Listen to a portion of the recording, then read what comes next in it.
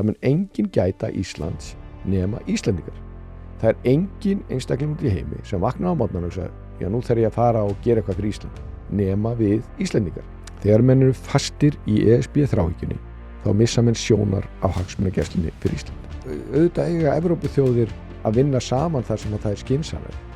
En þessi árátta að þurfa að hafa eitthvað eitt vald og ráða öllu og setja reglur fyrir alla, sömu reglunar, þetta bara vond hugmynd. Við byrjaði að brjóta lögum opið fjármál sem alveg stórmál. Síðan aukaði ríkisútgjöld á einu ári 140 milljarða. Og einhvern veginn segja ekki gert alltaf, nei, þetta bara ekki gert í áratugi.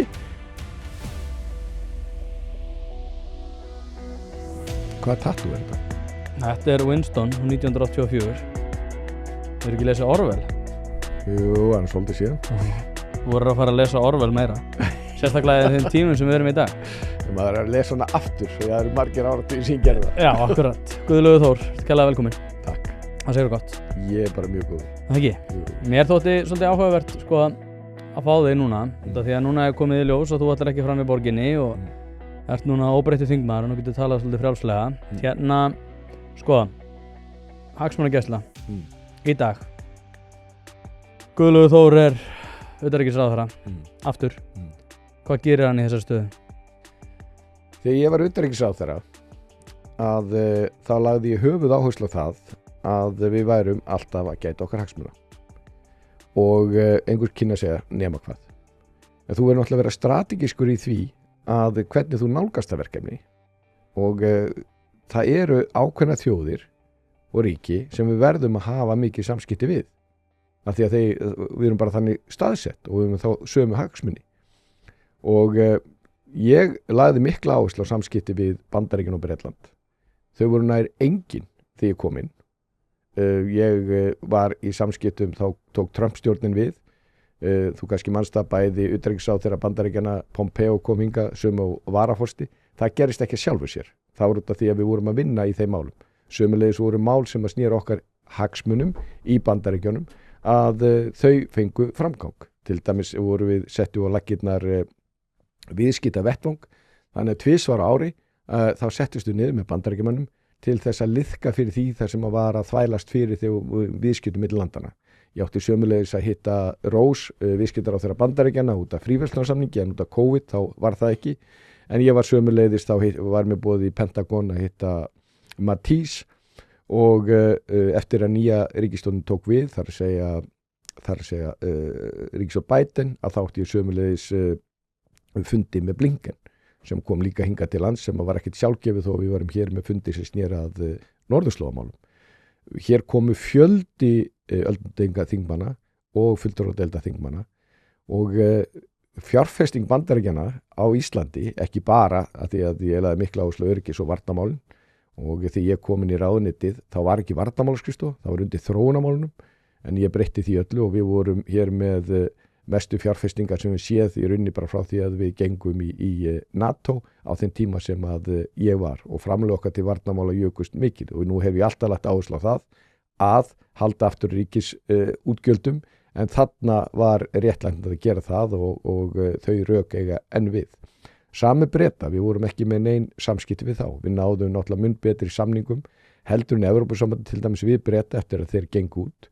Og ég opnaði þar á fjölda verkefna sem að við hefðum geta og getum fyllt eftir ef að pólitísku vilji fyrir því. Þannig að, þýðir það að þú ert ekki í samskipti við Evrópusambandið? Jú, sjálfsögur við með það og reyndar þannig og í minni vakt að þá endurvöktu við hagsmunagæsluna í Brussel. Því að þegar við sóttum aðild að Evrópusambandið þá tókum við út fulltrúa ráðuneyta sem eiga að vakta tilskipunar sem á leiðinni og reyna að hafa áhrif á það ef að snýra okkar hagsmunum. Þetta var allt saman gert í minni tíð og svo sannarlega þéttum við mjög samstarfið við þá sem að eru næstir okkur út frá öllum forsendum og það eru Norðurlöndin og ég ætla nú ekki bara að eigna mér það en hins vegar var það þannig þegar ég byrjaði þá voru þetta frekar kurteisisfundir en voru orðnir mikilvægastu fundirnir vegna þess að þegar að hlutinni breytast í alþjóðamálum að þá fundum við svo sterkt fyrir því hvað við getum gert mikið saman þar að segja Norðurlöndin.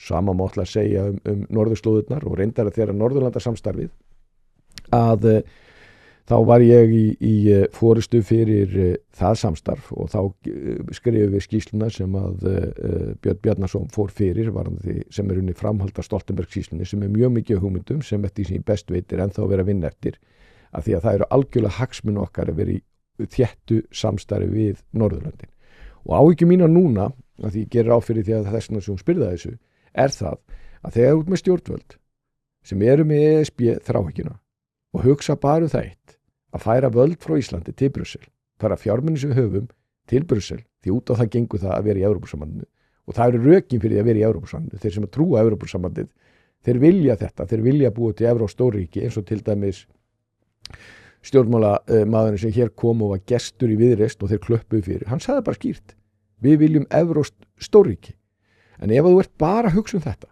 og þetta er bara þín eina nálgun og tilgangur í stjórnmálum, þá missur þú fókus. Ég nefndi heldur ekki, ég svo sannarlega var líka í miklum samskiptum við rússnesk stjórnvöld og var boðin til Moskvu, ekki það ég var neitt að kvika frá afstöðu okkar varðandi stjórnvöldin þar, en við verðum að vera í talsambandi við þá sem að við þurfum að eiga samskipti við og það þýðir ekki það að þú sett sammála, en það þýðir það hins vegar, það er meiri líkur að þú getur gætt íslenskra hagsmuna þegar þess þarf, þegar þú ert búin að byggja upp samskipti við þau lönd sem þú þarft að eiga samskipti við.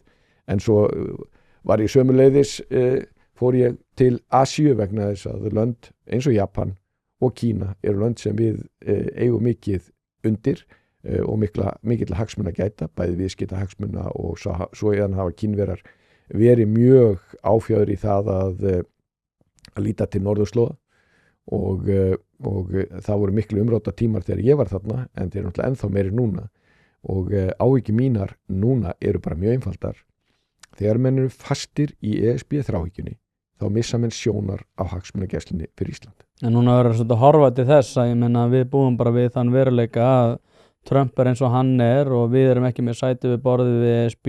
Núna eru til dæmis þær þjóðir sem er í Evrópusambandinu að taka svolítið saman, færa aukinn herafla til Grænlands og takast á við augljósa hagsmunagæslu sem að er fyrir hendi. Ef að Trump myndi alltaf taka Ísland þá værum við ekki með málsvara í Brussel, við værum ekki með neitt almennilegt talsamband og Evrópusambandi myndi bara í rauninni upp að öxlum yfir því að það væri verið að taka okkur yfir. Við værum náttúrulega miklu betur sett ef við værum með eitthvað raunverulegt hagsmunaafl einmitt í Brussel með sæti við borðið en ekki sitjandi út á gangi og værum þá í raun með sko ekki bara að tala sem Ísland við Bandaríkin sem ætla að koma að taka hérna allt yfir, heldur með raunverulegt afl Evrópusambandsins og með von der Leyen í okkar liði að raunverulega takast á við þessu umræðu.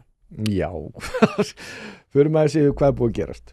Sterka Evrópusambandis sem er tollabandalag og hefur haft sömu viðskiptastefnu og Trump alla tíð, verndarstefnu og ekki bara þegar kemur á tollum, heldur líka tæknilegum viðskiptahendurinn. Hvernig reyndist þetta nú þjóðunum þegar að Trump hækkaði tollan á það? Hvað gerist? Stoppaði Evrópusambandið ekki á? Nei, gerði það ekki. Veifaði bara hvítu flaggi. Og þegar kemur öryggis og varnarmálum, fyrirgeðu, Evrópusambandið er bara ekkert afl þar. Er eitthvað að hjálpa Dönum núna í þessu skrýtna máli sem að við erum öll sammálum að hefði náttúrulega slíkar afleiðingar sem að maður vill náttúrulega ekki og vonast til þess að verði nú aldrei, það er nú engin stuðningu við það í Bandaríkjunum að menn einhvern veginn taki yfir í talningu með hervaldi í Grænland, það er einhvern veginn ef eitthvað slíkt myndi gerast að það bara breytir öllu, en Evrópusambandi mun ekki stoppa það er bara alveg útilokað og það er ekkert sem bendir til þess og Evrópusambandi er ekkert afl þegar kemur öryggis og varnarmálum. NATO hefur verið það bandalag sem að hefur verið farsælast og er eina sem að getur gert eitthvað í því en auðvitað myndi þetta breyta öllu ef eitthvað slíkt myndi koma upp sem vonum að verði ekki. En hverju hafa verið í forystu þegar kemur öryggis og varnarmálum í Evrópu? Vegna þess að auðvitað er það þannig að Evrópa og Evrópusambandi hefur svo sannarlega ekki verið neitt mótvægi því.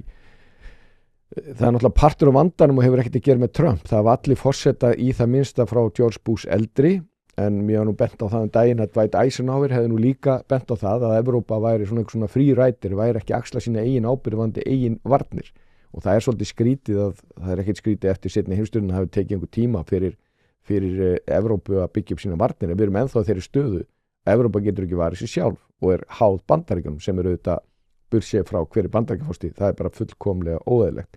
En þeir sem hafa verið í forystu þessi ekki í öryggis- og varnarmálinu núna tekið frumkvæði að það eru Bretar og síðan Frakkar. En það hefur ekkert með Evrópusambandi að gera. Evrópusambandi gerir margt alveg prýðilegt og ég til dæmis hafði forgöngu það að við værum með í fjölþáttaógnar setrinu þeirra þegar ég var á þeirra. Af hverju? Vegna það okkar hagsmunir og það skynselt að vinna með þeim á því sviði. En lífið eins og við erum með tvíhliða varnarsamning Bandaríkja sem allir myndu vilja hafa. Það vegna þess að þeim þykir bara svo svakalega vænt um okkur og svo fegnir að Leifur Eiríksson kom þarna árið 1000? Nei, af því að þeirra hagsmunir. Og Churchill benti á þetta í seinni heimsstyrjöldinni, þannig að sá sem að ræður Íslandi, hann með byssuna með gagnuð á Bretlandi, Bandaríkjunum og Kanada. Og að því auðvitað heldur eistar og lettar hefur ekki viljað hafa tvíhliða varnarsamning við Bandaríkin og raunar alla þjóðir. Og við þurfum hins vegar að rækta sambandi við Bandaríkin. Bandaríkja fórst að koma og fara.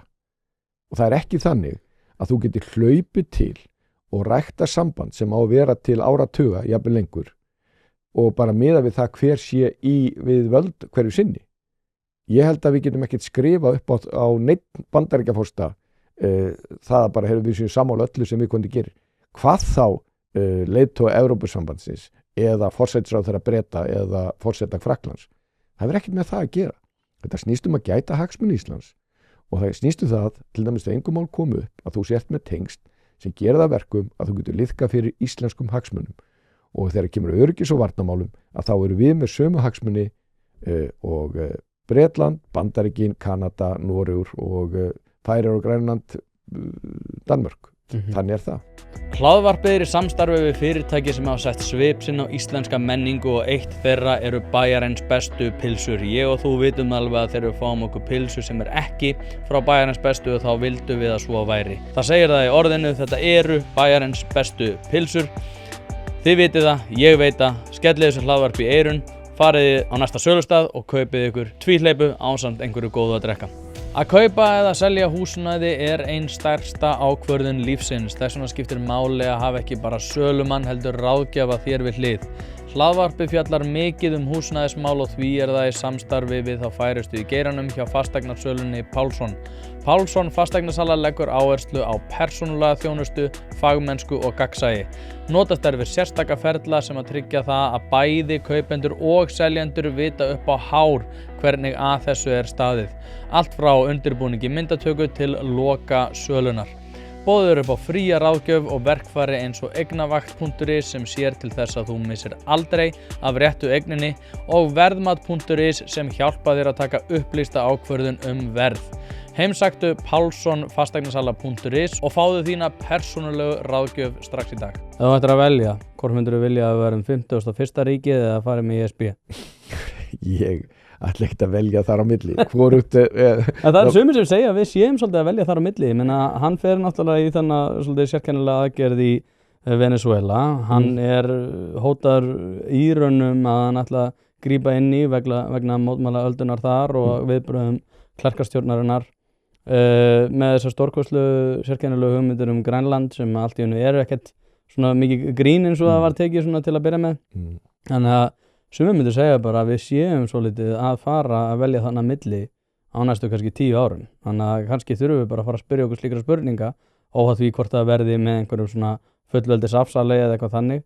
En ég menna það bara svolítið þannig að það náttúrulega þeir fylgjast með því hvað að gera sérna, bæði ESB og náttúrulega sjálfsögðu Bandaríkin út af þeim öryggishagsmunum sem að þú náttúrulega réttilega bendir á og alltof sjaldan einhvern veginn ræddir í þessu samhengi. Það ég veit að Albert Jónsson alltaf impra á þessu, bara skiptir einhver máli í rauninni hvað við erum að ræða. Þetta eru öryggishagsmunir Bandaríkjanna og við búum bara við þann veruleika. Við erum alltaf einhvern veginn að tala þetta í einhverjum svona leðild að segja, en í svona einhverju lýðræði samhengi þegar öryggismálin eru fyrir hendi þá Pentagon svolítið annað batteri heldur en kannski stjórnvöld hverju sinni. En svo ég fara aftur á spurningunni, ég meina hún ekkert svo fráleit í þeim veruleika sem við búum í dag?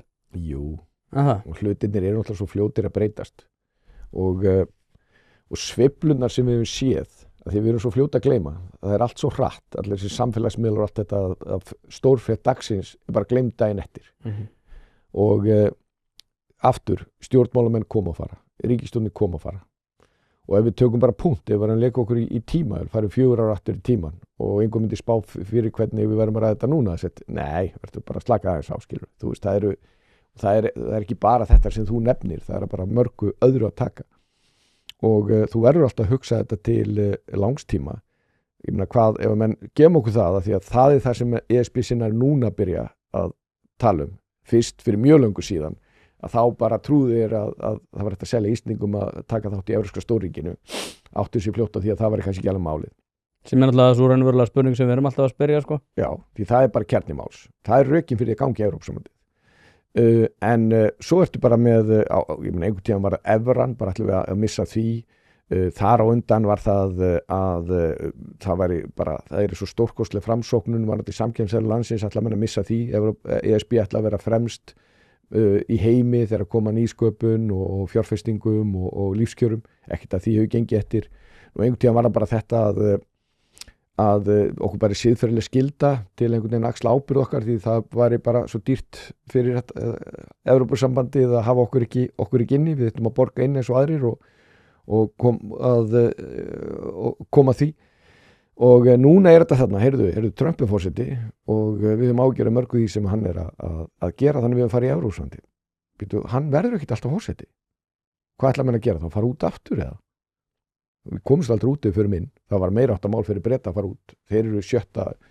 stærsta efnahagsveldi heims og það var meira áttamál fyrir þá að komast út, þeir eru ennþá með evrópska báta í landhelginni og þannig að þeir myndu aldrei sleppa okkur hendinni eða tökum og þú getur ekki nálgast þetta út frá einhverju punktstöðu í alþjóðakerfinu og þannig að og vera fylki í Bandaríkjunum. Nei, við erum ekkert að fara að gera það. það er þannig að við vonumst til þess eins og að hlutinni muni breytast til betri vegar þegar kemur að alþjóðmálunum, en þetta mun alltaf vera í sveiflum. Það getur engin lofa því að hlutinni vera alltaf eins og eru núna og það getur engin lofa því þegar við teljum að hlutinni séu í einhverju þau svona jafnvægi einhverju góðu ásökumulagi að það verður alla tíð. Aðalatriðið þetta, það mun enginn gæta Íslands nema Íslendingar. Það er enginn einstakling út í heimi sem vaknar á morgnana og segir, já nú þarf ég að fara og gera eitthvað fyrir Ísland, nema við Íslendingar. Og annarkvort gerum það vel eða illa. Og það eru mörg sóknarfæri því að vera smáþjóð, sömulegis gallar, og þá snýst þetta að lágmarka gallana og nýta sóknarfæri.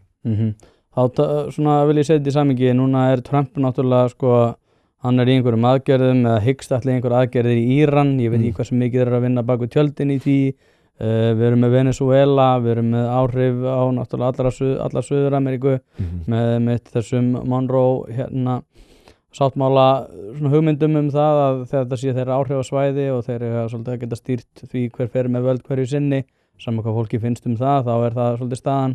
Við erum með Grænland út af öryggishagsmunum, út af því að ef að opnast siglingaleiðir norðan við Grænland að þá hefur það náttúrulega einhver áhrif á öryggissjónarmið Bandaríkja. Við erum með svona einkennilegar þróun í Evrópu allri. Ég er enda búin að segja það við svona þá sem eru svona í framvarðasveitinni sem að allavega sko með við þá hugmyndafræði sem að svona framvarðasveit þeirra sem að tala fyrir Evrópusambandinu, með við það hugmyndafræði sem að svona flestir sem að maður sér frá eins og Helga Vala og fleiri í þeim dúr tala að þá er þetta í flestum tilfellum sko hugmyndafræði sem ég held að verði ekkert uppi á pallborðinu í Evrópu eða Evrópusambandinu mjög lengi, bara út af því að pólitísku þróun sem er eiga þar, sérstaklega út af útlendingamálum öðru.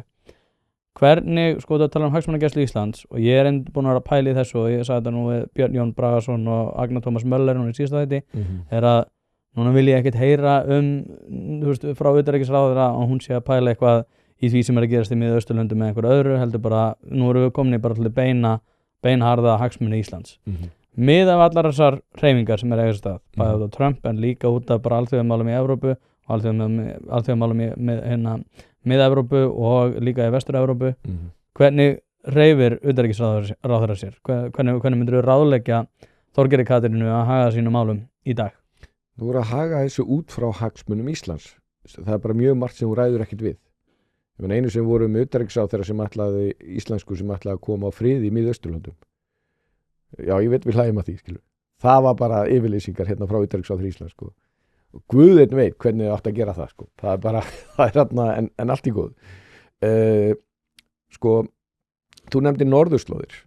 Sko, það er legið fyrir lengi að siglingaleiðirnar eru að opnast. Og þessna lagði ég áherslu á norðurslóðir þegar ég var utanríkisráðherra.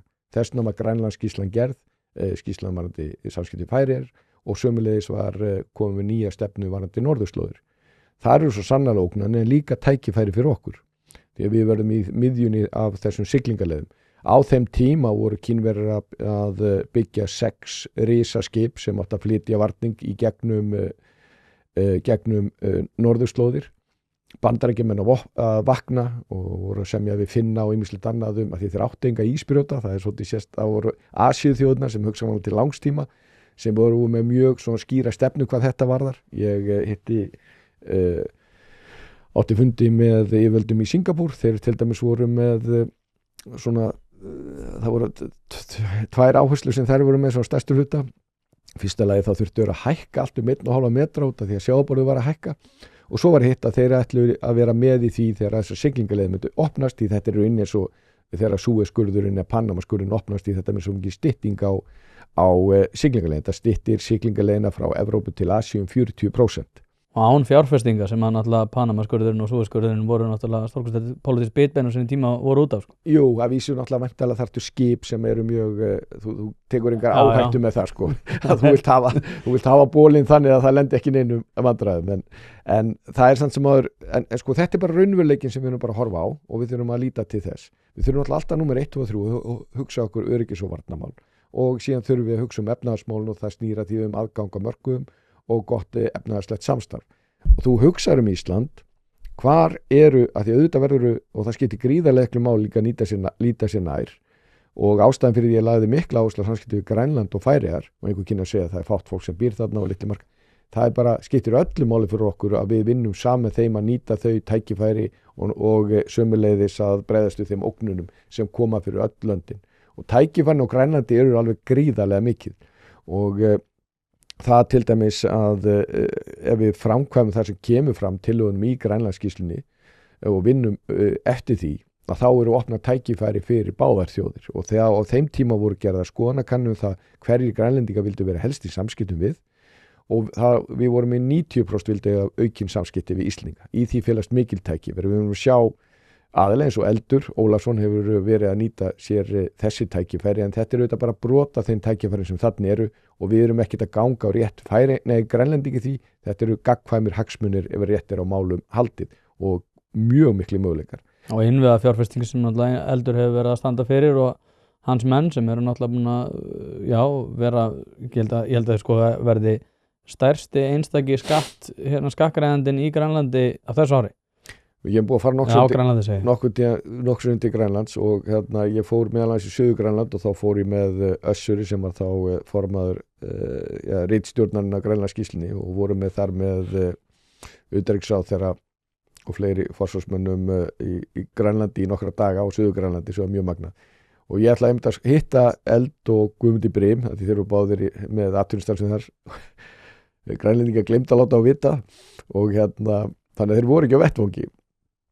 En það var bara, að því að þá tala það sem vel er gert, að þá hittum við Grænlendingar sem voru í samskiptum við þessa 2 forystumenn í íslensku atvinnulífi. Og það var gaman að heyra hvernig vel var talað þá. Að því að þeir voru ekki á vettvangi og við vorum bara að ræða samskipti því að það skiptir máli að þegar þú ert að fjárfesta og ert með atvinnustarfsemi, hvort sem það er í Grænlandi eða annar staðar en sérstaklega þó í nágrönnum okkar sem alveg eins og við, fá með þjóð, vita tækifærum en hafa áhyggjur af því að vera einhvern veginn yfirteknir. Ég var mjög ánægður að heyra hvernig tala var þessa 2 Íslendingar sem og það fólk sem var að vinna með þeim. Og þannig eigum auðvitað að nálgast þetta. En aðalatir er þetta, svo eru aðri markaðir, ég meina Bandaríkin er stærsta einstaka viðskiptalandi okkar, Bretland er líka með þeim allra stærstu og auðvitað markaðurinn í Evrópu, en og við höfum ekki gera lítið úr því, þú ætlar bara alltaf að viðhalda því sem að vel gengur og horfa fram á veginn, því að ef að við aftur erum ekki geta hagsmuna okkur á viðskiptagrundvöldum þá gera engi fyrir okkur.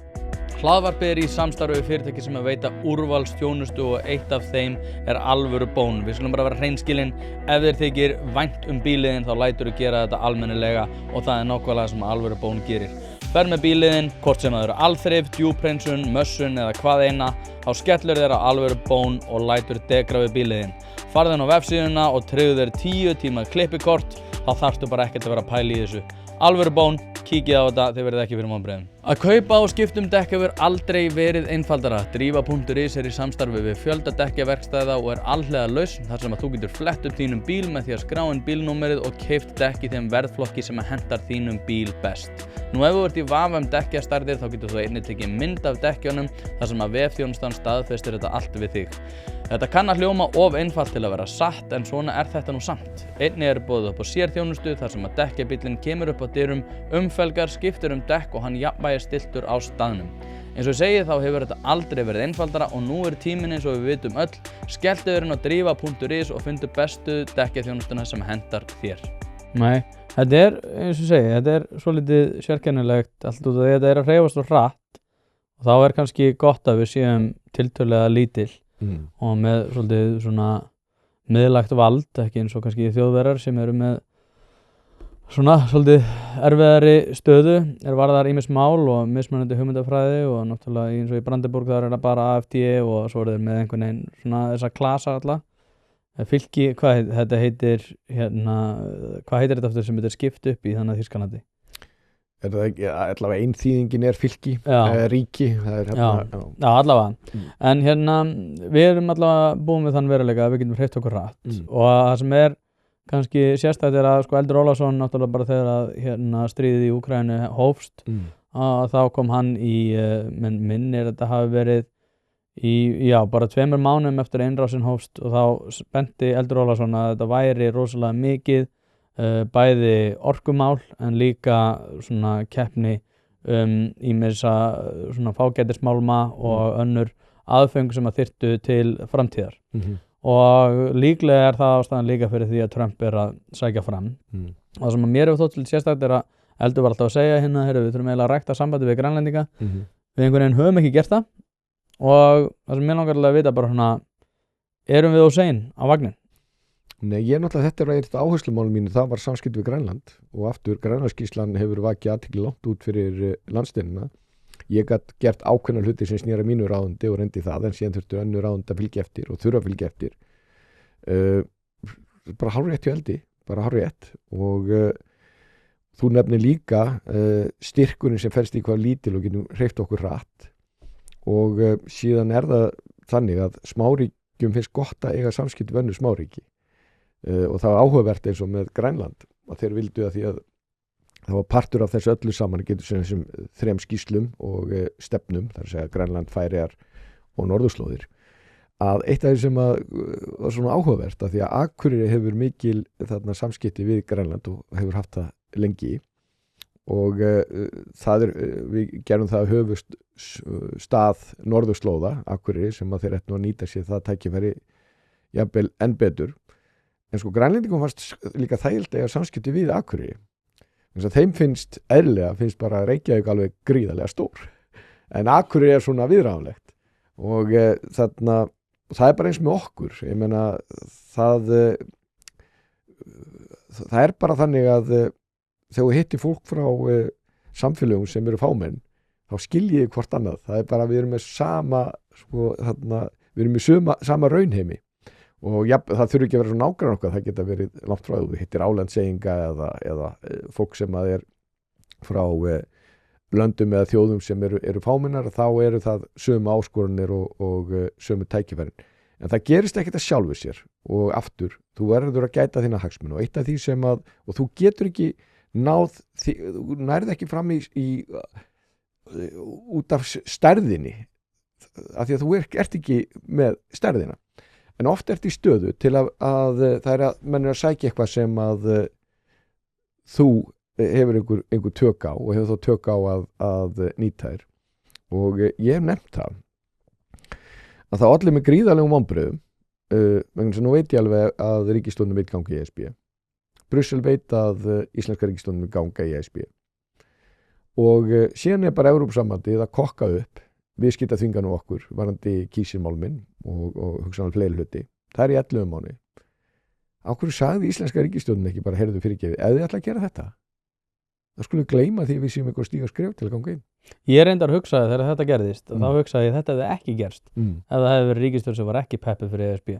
væri fyrir hendi Nei, algjörlega ekki og þetta var reynt þegar í COVID þá ætluðu þeir að loka okkur úti sögðum var ekki partu innrimarkaðinu með lyf og lækningatæki ég tók nokkra fundi og það var ekki þá sátt einhver embættismenn og var að útskýra fyrir mér að við vorum ekki eða nú allt embættismenn þó séu pólitískir embættismenn að við varum ekki partur innrimarkaðinu ég bara hefur réttu með EES-samningin við erum búin að partur innrimarkaðinu frá fyrsta degi hvað þið verið lengi þið frá þinni þjóð því að það er náttúrulega marga þjóður sem hafa verið miklu styttra og því var en það gerist ekki að sjálfu sér við afstýrðum þessu og það munar náttúrulega gríðarlega miklu á þeim örlaga tímum en það gerist ekki en það þurfti að hafa fyrir því og fá hérna Ursula von Leyen bara frábært tökum bara vel á móti, sjálfsögðu en að hún varð að fá þá skilaboð og kom hingað að eina spurningi sem hún til að svara var það býtu ætlið þið í alvöru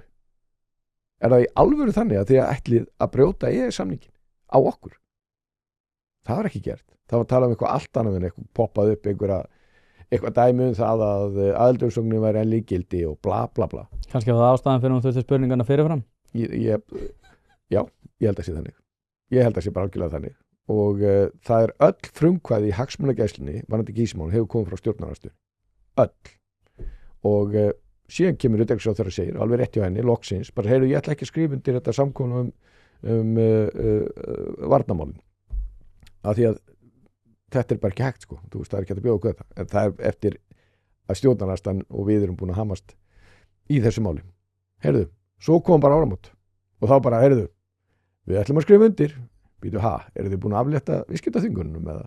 Nei þetta var augljóslega bara þvert á vilja ríkisstjórnarinnar að skrifa ekki undir þetta þeir voru ekkert í alvöru að geta hagsmun okkar þeir bara þorði ekki öðru út af því að almenningu var að fylgjast með og fannst eðlilega fráleitt á sama tíma og þeir voru að beita okkur viðskiptaþvingunum að við varum þá að auka samstarfi við þá Þá langar maður að fara yfir í hið augljósa að það er atkvæðagreiðsla Ég er mjög peppaður fyrir því að fara í atkvæðagreiðslu og núna er ég ekki hlynntur því í dag að við förum í ESB þrátt fyrir það að ég hef verið áður og eftir því sem ég hef kynnt mér þetta betur því sannfærður er ég sérstaklega í dag það að við höfum ekki gangað þannig inn en ég er mjög peppaður fyrir atkvæðagreiðsluna og ég gerir ráð fyrir því að þú setja líka út að þú ert ekki hræddur við þjóðina Ég er aldrei hræddur við þjóðina en menn þurfa náttúrulega að tala hlutin eins og þeir eru og ég hef átt mjög erfitt með að fá menn og konur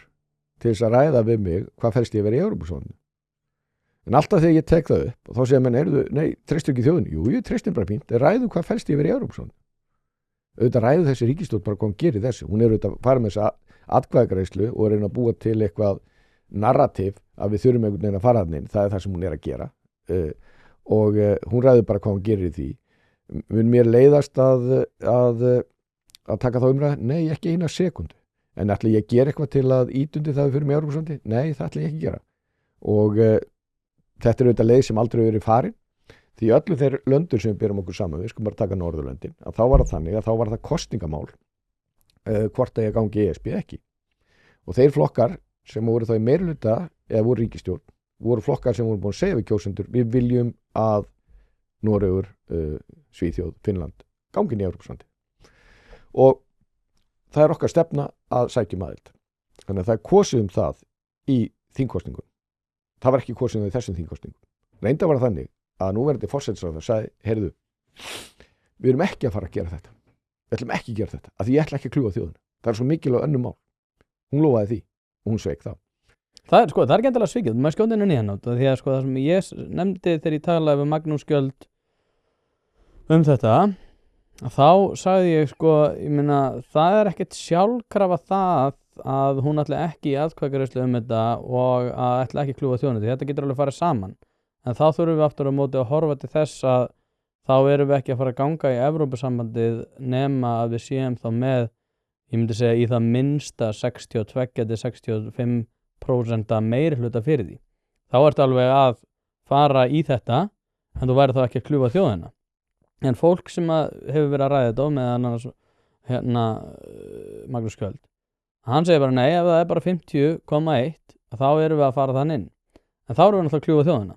En ég hefur svona, því að það sem að mér hefur skorta mjög mikið á umræðum atkvæðagreiðslur því að núna er ég stjórnmálafræðingur, ég veit alveg að þú veist það er til það sem heitir til með Bandaríkjunum supermajority sem er sem sagt þriðjungur eða meira eða sem sagt 2/3 eða meiri og það sem að mér hefur þótt sérkennilegt er að það eru til fullt af útfærslum til þess að kljúfa ekki þjóðina og fara í þessi atkvæðagreiðslu en það er bara ekki talað þetta er bara ef það er 0,1% meirihluti að þá er það að fara í gegn og það eru fullt af lýðræðislegum hugmyndum og lýðræðislegum skrif lýðræðisleg fyrirkomulag sem að svona lúta þessu að svona breytingar þurfa alltaf að fá einhvern ákveðin meirihluta hver sá meirihluti er útfærsluatriði sérstaklega þegar það er svona veigamikill þáttur og hér á landi þá er bara 50,1% er bara nóg og ég er svona ok, en þá erum við einmitt eins og þú segir að fara gegn þeim prinsipum að kljúfa ekki þjóðina en eins og ef þú ert með segjum að þú setur flaggið við 65% þá er það alveg fer, þá bara ef það er 65% meiri hluti fyrir því bara sjálfsögðu. Já, sko, skoðanakannir eru samt svolítið Hlaðvarpið er í samstarfi við fiskhúsið.is. Fiskhúsið.is er heildverslun fyrir veitingamenn sem vilja það ferskasta og það besta fyrir sína kúnna. Hvort sem að það er fyrir veitingareksturinn, hótelreksturinn, mötuneytið eða hvað annað, þá ferðu inn á fiskhúsið.is til að sjá það gríðarlega úrval sem að strákarnir hafa upp á að bjóða. Ef að þú vilt hið ferskasta og hið besta, þá gerir þetta sjálfsögðu almennilega, ferðin á fiskhúsið.is. Það er ekki til sú spurning sem að strákarnir hafa ekki svarið við, þannig enn og aftur fiskhúsið.is til að fá ferskasta og besta fiskinn á landinu. Í dag þá værum við ekki að fara inn, sko, ég gerir mig grein fyrir því, en ég er að segja það, en svona í prinsipinu þá þetta alveg eitthvað sem getur verið fyrir hendi. Ok, aðra þjóðir hafa farið þá leið, þú tekur umræðuna fyrir þingkosningar sem við gerðum ekki og þú kýst á flokka sem vilja gangi í Evrópusambandið, svo hefur farið í aðlögunarviðræðurnar og svo er það lagt fyrir dóm kjósta. Og þá eru líka flokkarnir með lýðræðislegt umboð til þess að fara þessa leið. Því að vandinn til dæmis síðast þegar að bara voru ekki með 25% eða hvað voru með Samfylkingin eða 27% eða hvað var þegar við farið í þetta, að Vinstri græni voru búin að lofa að gera þetta ekki og svo voru endalaus vandræði í tengslum við það vegna þess að þeir vildi ekkert fara inn því að það gengur og þú sækir aðild. Nú þá ertu bara að segja, heyrðu, ég ætla að taka upp allt saman sem ég á að taka upp. En ég skil alveg hvað að fara, en hins vegar mann ég eftir fyrstu skoðanakönnun sem er mjög langt síðan, að þarna sem ég mann eftir þarna hvort að þjóðin vildi ganga í ESB og þá var meirihluti sem vildi ganga í ESB og það er áratugir sem það voru. Svo var spurningi, veistu hvað ESB er? Og það var ennþá stærri meirihluti sem vissi það ekki. Og einhver kynna að segja, býtu, er þá þjóðin bara veitungin eitt? Jú, nei, við erum bara eins og allar aðra þjóðir. Ég menna, það er ekkit, fólk er bara nóg að gera heldur en að setja sig inn í einhver mál sem að er ekki beint á þeirra borði og fullkomlega eðlilegt við það. En sko, ef að menn ætla að fara þessa leið sem menn ætla að fara sig ekki, það er vegna að menn vilja ganga inn í ESB. Það er engin önnur ástæða fyrir því og þá er menn bara að segja það og menn er þá að taka hvað felst ég verið í ESB? Hvað þýðir það fyrir Ísland? Ekki segja þegar maður segir, nú skulum við ræða ESB. Að segja, heyrðu, treystur ekki þjóðinni? Jú, ég treystur henni bara fínt, sko. En svo eru menn náttúrulega lenda menn alltaf að því ef þú ætlar að fara þá leið, sem Sviss fer, en það er svona ákveð fyrirkomulag í því, að vera með mikið af þjóðarkvæðagreiðslum. Nú þá verður náttúrulega að hafa miklu meira heldur en bara þetta. Það er nú öðrum málum, að því þú getur alltaf sagt við þá þessa ríkisstjórn þegar hún með óvinsra mál, treystur ekki þjóðinni? Ég spurði Obbi hérna síðast hvort hún var ekki tilbúin að treysta þjóðinni í sambandi við útlendingamál. Já. Það var að nei, það er búið að kjósa hérna fólk til forystu og ég svona, nákvæmlega, en það er að því að það er sko allavega ef við byrjum okkur saman með Norðurlöndum, við erum ekkert ósvipuð, þá hefur þetta bara verið skýrt. Flokkarnir koma og segja, kjóstu mig, ég vil að mitt land fari í Evrópusambandið. Og svo taka mér umræðan það. Við vitum að báðir, ég tók náttúrulega eðlilega þátt í þessari síðustu kosningabaráttu. ESB bara aldrei á að koma. Bara aldrei. Vegna þess að Kristrún Frostadóttir drap það. Hún sagði bara, ég er ekki að fara þessa leið og menn viss alveg, og þegar hún sagði það, þá fór samfélgingin upp í skoðanakönnunum og ég held að margir að hugsa, ok, þetta nú er samfélgingin aðeins bara ná sér að hætta þessu ESB-rugli, við getum bara að skoða það einhvern tíma setna, fráleitt að gera það núna. Mér finnst þetta finnst mér trúverðugt. En hvað sem verður, að þá mun maður auðvitað bara taka þessa umræðu og ég fagna því að maður séu tilbúin til þess að taka þessa umræðu, en það hefur verið mjög erfitt, næstum ómögulegt að fá þá sem standa fyrir þessu að vilja Ísland gangi í ESB til þess að taka rökræðana. Ég var nú í bítinu í morgun ég sagði frá þess, ég ætlaði nú ekki að gera mikið mál úr þessu því að skugga einkenni samfélagsmiðla og annara eru náttúrulega eitthvað sem er fyrir hendi og ég talaði nú við Stefán Mána þá birti ég viðtal við Heiðar Guðjónsson og Þór Pálsson þar sem að ég hef aldrei lent í vandræði með þetta, maður kaupir ákveðna vöru af YouTube og þá er það ákveð dreifikerfi þar sem að þú ert að reyna að ná til hópa sem þú gerir ekki bara með þínum vinum og samfélagsmiðlum. Og ég sé alveg áþreifanlega að maður er að sjá færslur á Facebook sem koma svo í kjölfarið og dreifingin verður mjög góð. Ég held alltaf fyrst að þetta væri bara svona til að feika views á YouTube en í rauninni er hlustun mjög góð á það sem þau eru með svona fyrirkomulag. Það er að segja að fólk er ekki bara að klikka hérna á next, heldur fólk er raunverulega að hlusta þegar þú kemur þannig efst í forgangsröðinu eða eitthvað þannig. Ég veit ekki hvað tala. Nei, fólk skilur þetta held ég. En þetta er bara YouTube og þú kaupir dreifingu frá þeim. Okay. En þú mátt ekki tala um Evrópusambandið.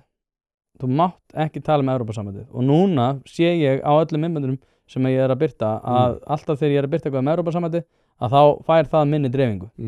Og þetta kemur í kjölfar þess að ég tala við Heiðar Guðjónsson og Þór Pálsson um Evrópusambandið og eftir það þá er miklu erfiðara fyrir mig að dreifa á YouTube út af því að ég fór í gervigreindar svona botta og var að spyrja út í þetta og hann tjáði mig það bara og af kröfum Evrópusambandsins að þá má ekki vera að tala um Evrópusambandið ef þú ætlar að fara í svona dreifiaðgerðir nema að þú sért einhvers konar stjórnvald.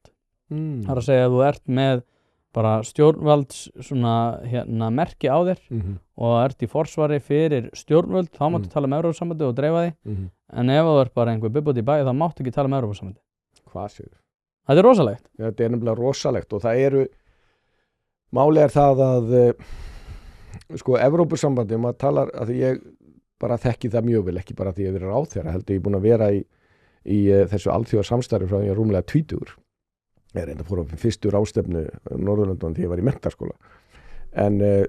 Og það og búin að vera mikið í Brussel og kynnast fólki og slíkt og það er margt þannig að bara þú er ekki að segja það vegna þess að trú er engin, sko. Þú bara þú sért svo ofsalega mikill andstæðingur að þú sért að íkja þetta. En sko, við höfum tilhneigingu til þess að líta á heiminn eins og Norðurlöndin. Og svo getum við fylgst með bandarískum og breskum stjórnmálum að því að við skiljum alla jafna almenn regla með skiljumennsku. En nú er alls ekki þannig að þetta sé ekki lýðræðisríki í Evrópu, það er alls ekki þannig. En það hins vegar, það þannig að svona, ég til dæmis þegar þú hittir, og ég oft hafa menn sagt, það hefur enginn sagt við mig, þeir sem hafa sagt við mig af erlendum, bæði stjórnmálum og embættismönnum, því að gangi Evrópusambandið því svo gott fyrir ykkur. Það oftast sagt, þið verður bara að taka þátt, þið geti ekki verið svona free rider í þessu. En sömulegis segja það væri líka svo gott af okkur því þið erum með svo djúpa og ríka lýðræðishefð. Því að hún ekkert óslega löng í Evrópu. Og það liggur alveg fyrir að sko alveg sama, og það ekkert að því að þetta eitthvað sé vont fólk og það sé með hotn og hala, þetta ekkert þannig. En það eiginlega verst að það þarf ekki meinfísni, sko. Nei, en þú veist að það sem það bara þannig, alveg sama hvar það er. Og ég meina til þess bandarísk stjórn hafði gagnrýnt fyrir þetta Washington sé einu og gröð og svo framvegis. Eða út með fólk, í þessu tilfelli í Evrópusambandi sem eru embættismenn, sem eru lengi og það ekki hægt að hreyfa við þeim, þeir var gríðarleg völd og þeir eru náttúrulega bara að tala við hvern annan alla daga.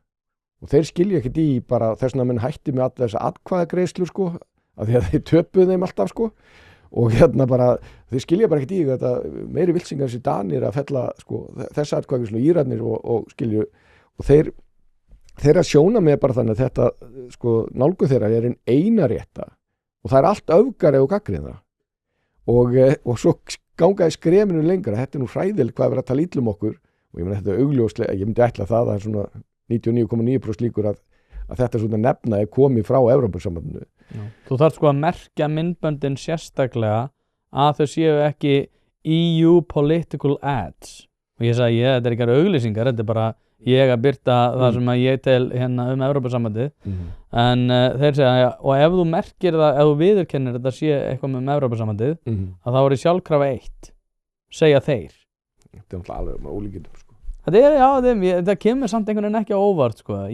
Sko það hversu mikið þau eru að gera þetta fyrir opnum tjöldum kemur kannski pínu óvart en það er samt, það er alveg fólk er svakalega, sérstaklega þegar það er svona stjórnlendi og með eitthvað svona vald sem að þú kannski til þið eiga rétt á þetta því að þú hefur betri hugmynd það hvernig fólk eiga að lifa svona lífi, sérstaklega umfram það fólk sem að er að lifa svona lífi að þá er alveg, ég held að sé rosalega auðvelt að réttlæta, ég menna hvað ef að Rússarnir eru líka að dreifa og þessar að dreifa líka og ég skil alveg þessar hugleiðingar en við erum samt svona, þetta er það sem þetta er.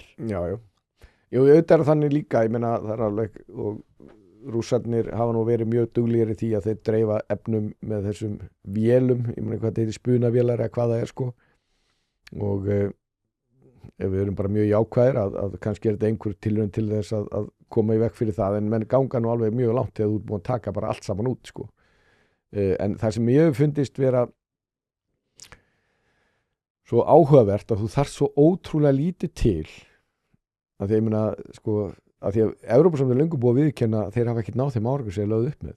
Draghi-skýrslan og Draghi er bara federalisti, hann er bara vill stórveldi Evrópu.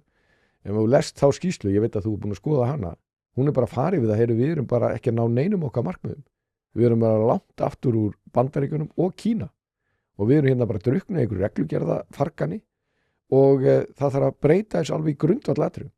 Þetta eru þeirra eigin orð sko. Hlaðvarpið er í samstarfi við Happy Hydrate. Steinefni eru orðin mikilvægur þáttur í mínu lífi og ég er ekki einu svona grínast, ég er að nota þessar vörur í alvörinu. Það er ástæða fyrir því að þessir kassar hérna eru tómir. Nýjungarnar og framþróunin hjá Happy Hydrate er hreint út sagt frábær. Kreatín er samhliða steinefnunum, eitthvað sem að þeir bjóða upp á og ég nota að staðaldri. Eftir að ég byrjaði að nota þessar frábæru vörur að þá líður mér einfaldlega betur. Ég kem meiri verk og dagurinn verður betri. Dagskammtur af nauðsynlegu vítamínum, engin gervisykur og þú færð þetta í rauninni hvar sem að þú verslar. Þú verður ekki fyrir vonbrigðum ef þú prófar þetta og ég mæli með að þú gerir það strax í dag. Hlaðvarpið er í samstarfi við stöndu og mikilvæg fyrirtæki og eitt af því er Polsen. Polsen.is til þess að skera hvað eina, hvort sem þú þarft að fara í bílrúðu skipti eða einfallega bílrúðu viðgerð, þá ferðu inn á Polsen.is.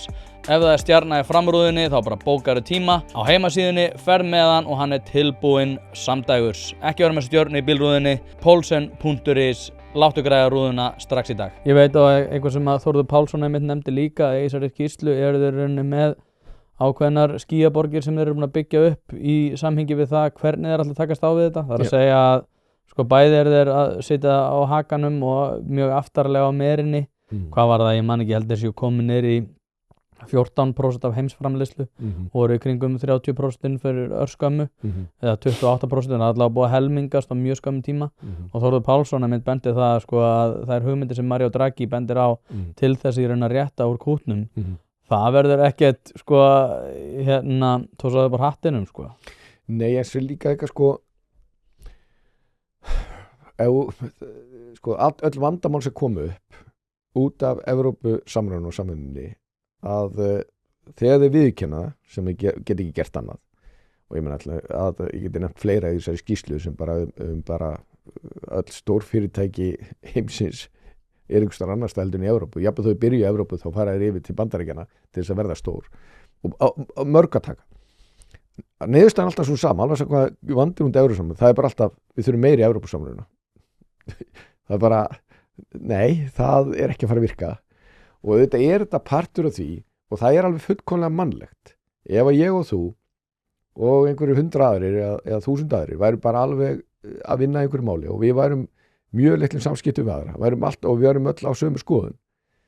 Það mjög mikil hætt á því við myndum einangrast og þú þarft ekki aðeins litla Ísland, fámenna Ísland að þú ert náttúrulega með ráðuneyti og eftirlitsstofnanir og slíkt þar sem fólk algjörlega bara að tala við kollegana og hérna ekki í samskiptum við, getum við sagt, almenning og hagsmunaaðilar og slíkt að það fer alltaf illa. Þegar ég fór inn í utanríkisráðuneytið þá fórum við eitt af fyrstu verkum að koma með það sem kallum utanríkisþjónustu til framtíðar og það var svona stefnumótin undir fórustu Sturlu Sigurjónssonar magnaðar hópur þar sem að kalla eftir hugmyndum frá öllu starfsmönnum utanríkisþjónustu hvað mætti betur fara og svo sagði nú farið þið á tali við alla hagsmunaaðila og spyrji bara hvað vil ég sá breytast í utanríkisþjónustunni og ég gleymi aldrei að fólk svona bara hvað við bara þú veist að því að það var bara, þetta fólk var alltaf að skammast í þeim, ég sagði, slagja á, það gerist í maður því að þetta mjög hægt og flott fólk í utanríkisþjónustunni, það gerist ekkit annað, en það verður bara, kynnist ykkur og átt eitthvað á því að þarna bara gott fólk á ferðinni. Og þetta algjörlega breytti svona kúltúrnum og ég heyri það frá hagsmunaaðilum að þeir höfðu áður tilfinningunum menn sætu bara alltaf þarna með krosslagar hendur og samabindna varir og bara væri bara í alvöru að vilja vinna með því að við verðum íslensk þjóð allir en sérstaklega íslensk þjóð þá verða bara allir róa í sömu áttina þegar við erum úti villi og ég held að það sé ennþá svo kúltúr sé ennþá til staðar en það var alveg sama þarna að það fólk var náttúrulega fannst ósanngjarnt að það var illa talað allir sem því fóru bara utanríkisráðherra það töluðu allir illa þetta góða fólk í utanríkisþjónustunni það var mjög ósanngjarnt og það fann alveg fyrir því og fannst það eðlilega ósanngjarnt en þegar þú ferðu út bæði heyrir hvað aðrir eru að hugsa og áttar þið á því að þú hugsanlega gerir einhver mistök og svo líka segir frá hvað þetta gera að þá breytast hlutirnir. En ef þú ert með, sko eitt að eiga við Washington og flestir forseti Bandaríkjanna, ekki allir, hafa keyrt á þeim ticket að þeir væru svona anti-Washington, þeir væru ekki partur eða establishmentinu. Ég held að sé mjög fáir sem sagt þegar ég partur eða establishmentinu. Skilur vegna að fólki upplifið það þarna en þú ert í rauninni á mörgum sviðum komið meiri, eða Baudenbacher hann benti nú á það var komið meiri miðstýring í Evrópu í Brussel heldur en í Bandaríkjanum og sem náttúrulega ótrúlega magna því að Evrópa bara alls konar og ég myndi ætla að það veri kostur að reyna ekki gera hann alla eins og það ég veist ekki hversu mikið þú hefur ferðast álfuna en þetta ekki, fólk talar ekki sama tungumálið, það er ekki sami menningabakgrunnur og bara sagan gríðarlega mismöndi og innu fullkona heimi þá var að nýta þessa fjölbreytni sem kost og þegar Evrópa var öflugust var hún bara vegna þess að einhver Napoleon eða, ég veit ekki nefna aðra, náðu bara að stýra öllu og hafa, nei, hún var fjölbreytt og hún var að sækja út allan heim með mismöndi hætti ákveðin samkeppni á milli landa og allt það en það styrkleikin því að það ekkit að Evrópubúum eða Evrópu, alls ekki. Nei, þetta líka sko að það reyna að setja allt í sama form, einhverja eina ESB Evrópu, það mun aldrei ganga vel. Nei, það var umræðu þetta, mér langar að segja svona kringu 2016 til 19 eitthvað svo leiðis, að þá var maður að tala við svona Evrópusinnuna og þá voru þeir einmitt sko að það var til umræðu einmitt að Evrópusambandið ætti við svona þetta einkennisvandamál að stríða að fólk væri ekki að einkenna sig sem Evrópubúa og þá heyrði maður svona þessar sem voru svona sterkastir innan þessarar eða svona, atkvæðamestir í þessari umræðu og voru að segja, já, ég skilgreini mig sem Evrópubúa og voru einhvern veginn að reyna að fá aðra með sér sko í því að reyna að tala Evrópubúan sko, Breti, eitthvað svona gamalt hugtak sem að var einu sinni en við erum náttúrulega, núna erum við Evrópumenn og ég held að sko slagkrafturinn tilbaka gagnvart slíkum hugleiðingum alveg meiri heldur en við kannski og eins og þessi myndir segja að við viljum að það sé en þetta eins og þú segir sko, maður svona skilgreinir sig eftir á tiltekinn máta og það mjög langt í það að Íslendingar fari fyrst og fremst svona, ef þú ert spurður kannski af Indlandi, hvaðan ertu? Að Europe? Já, þú ferð ekkert að þú segir, ég er frá Íslandi sko. Þetta svona held ég það sem að þeir hvað svona mest erfitt með og líka sérstaklega út af því að þú nefndir þetta með atvinnustarfsemina og og einmitt að til þess að takast á við vandræði Evrópu sé svona meira af því sama sko. Við gerum ekki nóg, þetta er svolítið þegar við tala við hérna í opinberu geira að það var alltaf sko annarkvort að það er ekki fjármagnið þá er það meira því sama sem við þurfum einhvern veginn að gera og Guðmundur Hafsteinsson nefndi þetta mitt og ég fór hans að skoða þetta, það er ótrúlega margir svona hugbúnaðar hérna menn og frumkvöðlar sem hafa komið frá Frakklandi sem að, og hann nefndi Frakklandi í þessu samhengi sko að ef þú ætlar að byggja upp stórfyrirtæki í Frakklandi þó svo að það séu einhver fyrirtæki þarna sem eru svona smærri skala að þá að sjálfsögur flytja þessi til Bandaríkjanna út af því að fyrsta sem að þeir þyrftu að ráða væri lögmaður til þess að takast á við allt reglufarkanið og ef þú ert með lítið startup, mikið hugvit en lítið pening sjálfsögur fer þetta bara til Bandaríkjanna og það meikar ekkert sens að vera eitthvað, herðu, já ég ætla hérna að ráða, fyrsta ráðningi minn verður maður sem er hérna í jakkafötum og tekur 32 skall fyrir það að taka upp símtólið. Ég meina að Draghi bent á það fyrir þegar að Evrópusambandið var með 10.000 reglugerðir eða þú veist akís að þá voru Bandaríkin með 3.000 og svo er þetta líka þessi sko hugmynd að og þessi umræða var mjög áberandi þegar maður var að byrja í þessu alþjóðasamstarfi þá var oft yngra fólk vildi vera Evrópubúar og það átt að búa til þetta evrópska stórríki þannig að það unga fólki sem ég var með þjóðunum sem var í Evrópusambandinu það enginn ætla að vera þjóðþinginu því það er bara svona sveitarstundamál sko, mann ætla að vera á Brussel á stóra þinginu sem öllu réði og þetta er bara óraunhæft og þetta er heldur ekkit ekkit sérstaklega gott tökum dæmi gott alþjóðasamstarf sem er væntanlega eitt af besta í heimi, ekki besta það er Norðurlandasamstarfið og það sem ánægilegt við það að það næri alveg það er stuðningur alveg niður í grasrótina og það er nú aldrei almennilega það er engin að flagga einhverjum norrænum einum fána eða skrifa eitthvað söguna the founding fathers og norræna samstæðan þetta bara gengur mjög vel og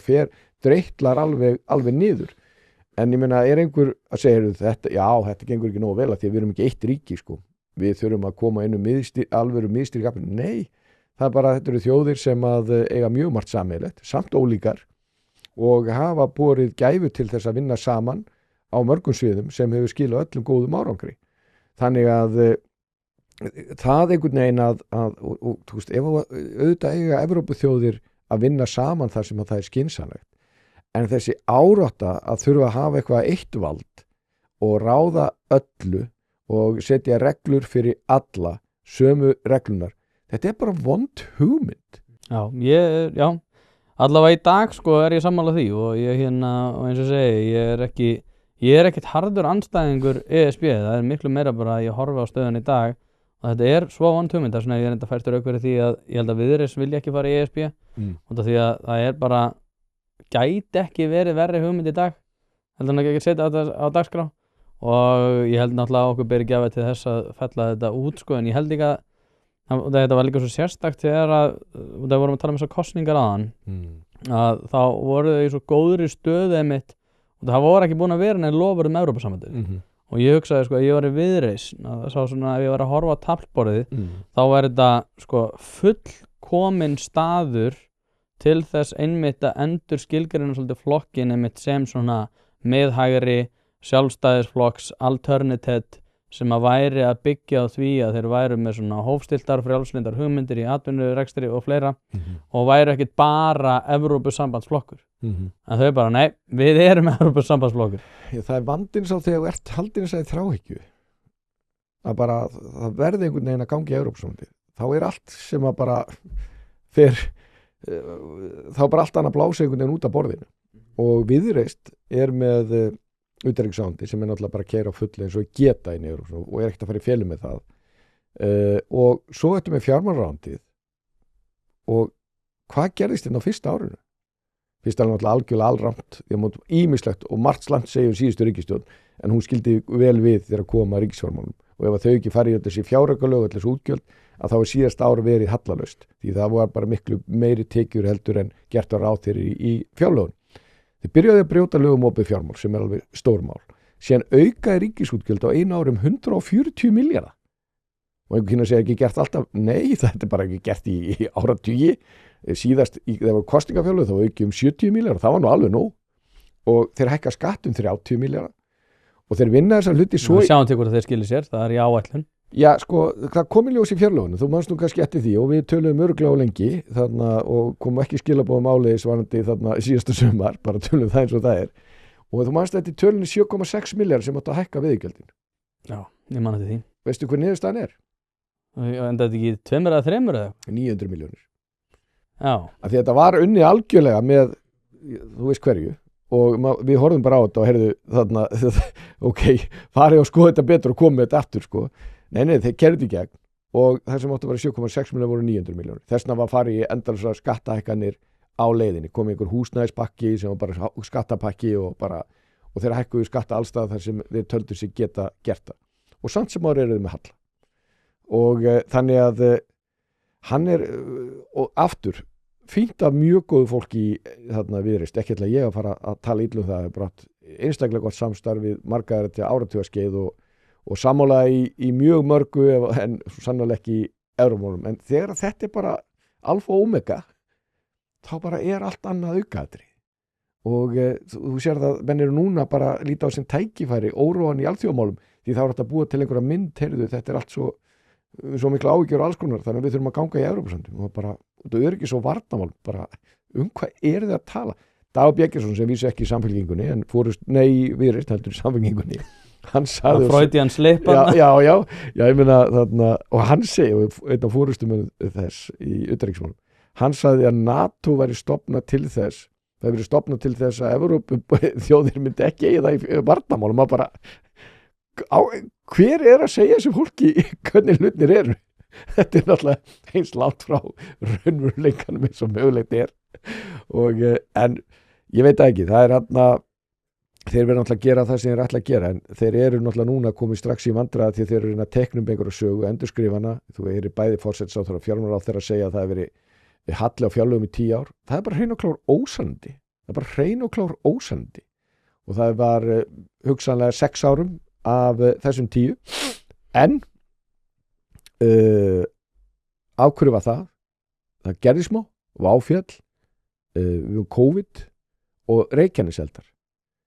Og það er bara allar þjóðir, það var engin þjóð sem fór í gegnum það, auðvitað fór enginn í Reykjaneselda og þetta vá, en COVID til dæmis, þú getur skoðað fjárlögu allstaðar og auðvitað hafði gríðarlega mikil áhrif þegar allar þjóðir þurfti að fara þá leið að halda upp í atvinnulífinu með ríkisframlögum og þeir og loftfimleika kjaramál. Hlaðvarpið í samstarfi við heitirpottar.is, hvort sem þið vantar saltvatnspott, hitaveitupott, kaldan pott, sánuklefa eða hvað eina í heita pottinn, þá ferð þú inn á heitirpottar.is og lætur græja þig. Þjónusta og uppsetningum all land og nú jafnvel hægt að fá sér smíðaðan sánuklefa, þar sem að þú færð sánuna nákvæmlega eins og þú vilt hafa hana. Það ekki hægt að setja verðmið á heilsuna eða samverustund með fjölskyldunni og því mikilvægt að huga að báðu og það nákvæmlega það sem að heitirpottar.is auðvelda þér að gera. Hvort sem þú ert að endurnýja gamla pottinn eða gera þetta frá grunni, þá getur þú sendt skilaboð á netinu eða bara einfaldlega kíkt í verslunina að Fossalsi 13, en þar opið alla virka daga milli 10 og 17 og á laugardögum milli 10 og 14. Ekki drolla við þetta, þú veist að þið langar í heitan pott og sánu heimtíðin, heitirpottar.is, græja þetta fyrir þig. Ég hef sagt frá því hérna, Kristrún reyndar að koma henni eftir 2 vikur og það eitthvað sko, ég held að það sem hefur kannski verið allt og lítið rætt þegar lífskjarasamningarnir eru settir á 2019, að þá verður gríðarlega riðlun á öllu verðmætakerfi og allt svona verðmætaskinn, verðskinn, peningaskinn og annað sem hefur í rauninni ekki ennþá eitthvað sem við höfum náð í skottið á, út af því að það voru þarna kjarasamningar og lífskjarasamningar 2019, þar var bara lofað 10% launahækkun og í kjölfarið á því líka sett inn styttingu vinnuvikunar sem kom strax inn á opinberum markaði en seitlaðist út að lokum inn á aðra markaði og fyrir vaktavinnu fólki í opinberum gerum. 2021 þá var þetta endurskoðað út af því COVID og þá var farið aftur í svona ákveðna límingar. 2003 var aftur sett á 10% launahækkun, styttingin innleidd af fullu í 10% verðbólgu. Algjör fásinna. Þetta búið að vera svona allan tíman á þessum COVID-tímum / stríðstímum að við erum bara einhvern veginn að endurskoða kjarasamninga og þetta langstærsta mál varðar efnahagsmál sem hefur komið inn á vinnumarkaðinn, en það aldrei rætt þetta í samhengi við neitt. Og þetta hefur komið sem svo stórkostlega óvart. Sko. Þetta alveg rétt, verstu mistökin, bara einn verstu mistökin gerð það að vera þessi stytting vinnuvikunnar. Alveg ótrúlega vond hugmynd. Og ef þú ætlar að fara í undirbúða þá mjög vel. Seðlabankastjóri sagði að þetta væri versta hugmynd sem hefur bara komið fyrir efnahagsstjóri Íslendinga held ég hann að voru það. Já, þetta var bara ótrúlega vond hugmynd. En sorgarsaga held ég hann að sagt á fundi viðskiptaráðs. Já, þetta er bara hræðileg hugmynd og það er líka rétt að okkur hefur ekki borið gæfa til þess að því allir segjast vilja, og allir segja að við viljum fara á norræna vinnumarkaðsmódeli, já, flott, gerum það. Svo er aldrei gert, en norræna vinnumarkaðsmódeli er einhvern veginn þannig að þú ert með samstöð, eða menn þurfa að ná samstöð innan launþegarhreyfingarnar, til dæmis að leiðrétta ákveðna hópa sem menn geta gert, þá geta þeir ekki farið einir í getur sagt, verkfall og sér bara eins og flugumferðarstjórar eða eitthvað slíkt sem og Íslandi geta tekið bara þjóðinni bara í gíslingu og þá er bara tekist þar á, segjum bara að einhver hópur sem auðvitað gerist, hefur orðið aftur úr sama hverju það eru, að þá þurfum menn að setja það í kröfugerðina þeir ætla einhvern veginn að leiðrétta það og síðan er það þannig að menn byrja á því að skoða hver er staða útflutningsgreinina, þeir byrja að semja um það, þannig að þeir fá að njóta þess til dæmis sem velgengur og fara síðan í hið opinbera. En hérna hefur þessu við algjörlega verið snúið við og hið opinbera leiðir þarna launahækkanir og það hefur afleiðingar. Þannig að við skulum bara tala það eins og þetta voru þetta mistök. En stytting vinnuvíkunnar, það er svo menn að geta hugsað, það er líka vaktavinna. Hvað ætlar að gera? Bara hjúkrunarfræðingurinn eða sjúkraliðinn sem hann bara klukktíma setna eða styttir í vaktinu og bara vona að gerist ekki neitt, þetta er ekki þannig, eða lögreglan eða hver það er, slökkvilið, já, við bara setjum það í lög að það veri kviknar ekki í milli 3 og 4 nóttunni, vegna þess að þá er bara stytting vinnuvíkunar. Það voru þá sem að þekki ekki, þá var náttúrulega stytting vinnuvíkunar til dæmis fyrir þessa hópa sem til dæmis vinna nætuvaktir, það eru 32 klukkustundar vinnuvíkur út af því að það er 1,2 sinnum per klukkutími sem að þú færið í launatökan. Það er ekki margir sem vita þetta, en þar er vinnuvíkan 32 klukkustundir. Það segir þú ert að vera nætuvakt og fólk getur sagt, já ég menna, nætuvakt og fólk býr við öðruvísi raunveruleika þannig að kannski eiga þau að fá meira laun, en það var samt sem áður innleitt og algjörlega ekkert hugsað út í þetta. Við vitum að lögreglumenn og sjúkraliðar og hjúkrunarfræðingar og þeir sem eru í velferðarmálunum, þeir eru að vinna nætuvaktir. En þar er þetta reiknað sinnum 1,2 sem að þýðir það að þetta er 32 klukkustundar vinnuvika, ekki 36. Aðalatriði máls er þetta að þú ætlar að stytta vinnuvikuna hjá fólki sem að vinna þarna vaktavinnu, þá ætlar að fjölga starfsfólki. Það er bara kjarni máls. Og þú verður að gera þá ráð fyrir þeim kostnaði þegar þú ert að fara í það og afleiðingum sem að það hefur í för með sér.